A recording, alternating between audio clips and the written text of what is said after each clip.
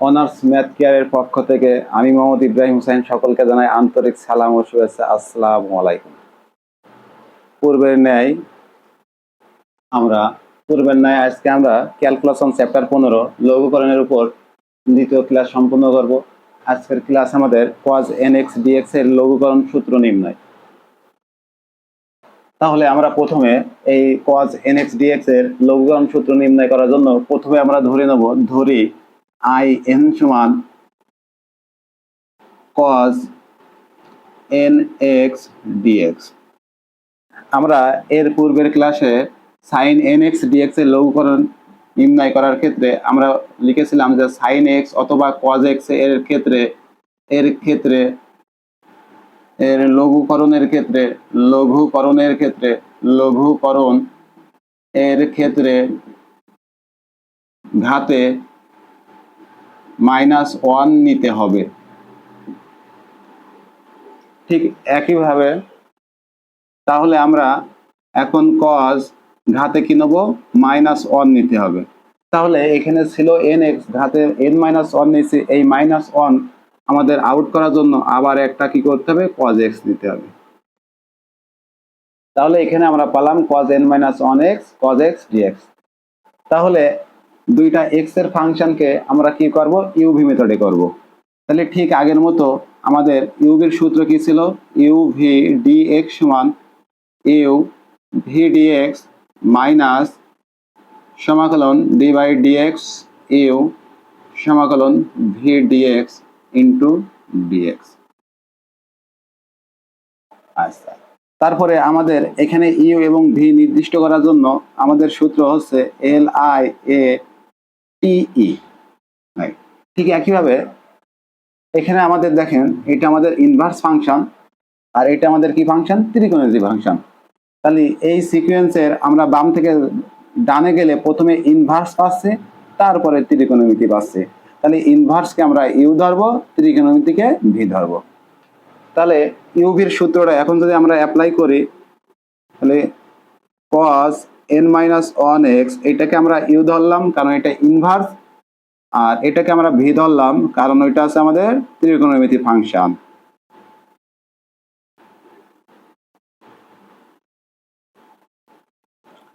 তাহলে cos n-1x সমাকলন v dx, তার মানে আছে cos x dx টোটাল আর dx।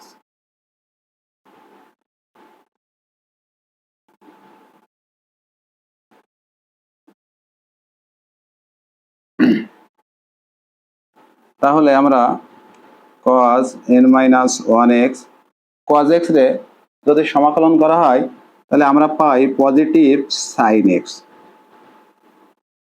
এখানে যদি অন্তরীকরণ করি তাহলে আমাদের ddx of x to the power n সমান লেখা যায় n x to the power n-1। তাহলে n x to the power n-1 x x না, তাহলে আরেকবার করা লাগবে, অর্থাৎ cos x কে আরেকবার ডিফারেন্সিয়েশন। আর cos x রে করলে সমাকলন করলে পজিটিভ sin x আর এই dx। তাহলে এখন আমরা এখানে পাচ্ছি cos n-1x sin x minus এই n-1 ধ্রুবক, এটা আমরা বাইরে দিলাম। তাহলে এখান থেকে cos n-2x cos x রে যদি অন্তরীকরণ করা হয় তাহলে আমরা পাই minus sin x into sin x dx। তাহলে দেখেন cos n-1x sin x minus এখানে যে মাইনাসটা আছে এই মাইনাসটা যদি বাইরে নিয়ে আসি তাহলে আমরা পাই প্লাস n-1 cos n-2x আর sin into sin sin square x dx। তাহলে এখন আমরা পরবর্তী লাইন পাবো,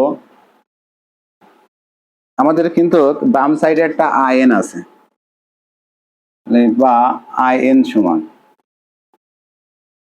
cos n-1x sin x plus n-1 এখানে আমরা যদি লিখি তাহলে পাচ্ছে cos n minus 2x sin square theta সমান লেখা যায় 1 minus cos square theta sin square theta সমান লেখা যায় 1 minus cos square theta 1 minus cos square theta dx। তাহলে আমরা পাচ্ছি cos n minus 1x sin x plus n minus 1 এখানে যদি আমরা ভিতরে গুণ করে দিই তাহলে পাই cos n minus 2x minus cos n minus 2x cos square x dx।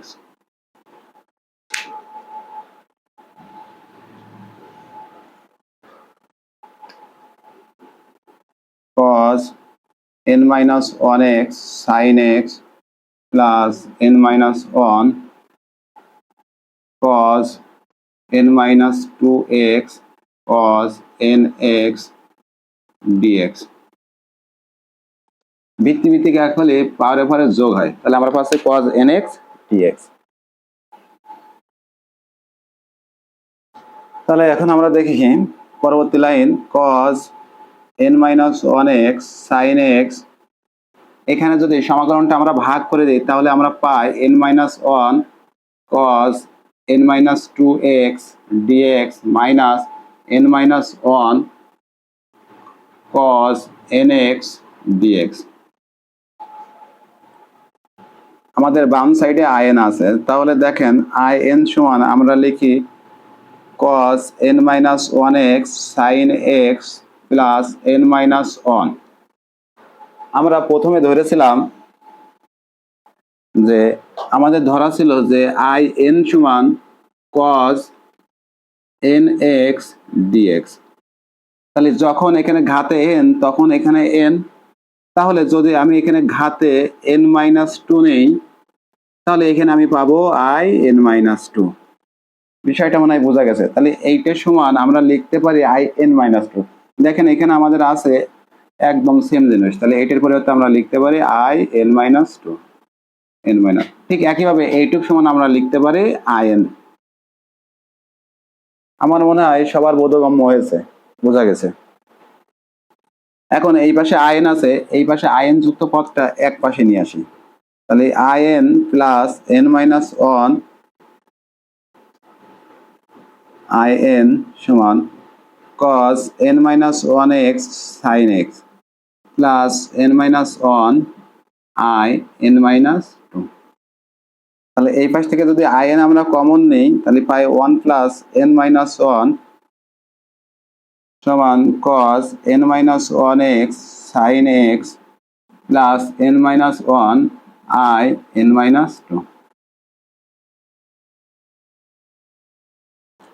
তাহলে এখান থেকে আমরা পাচ্ছি in সমান cos n minus 1x sin x plus n minus 1 in minus 2।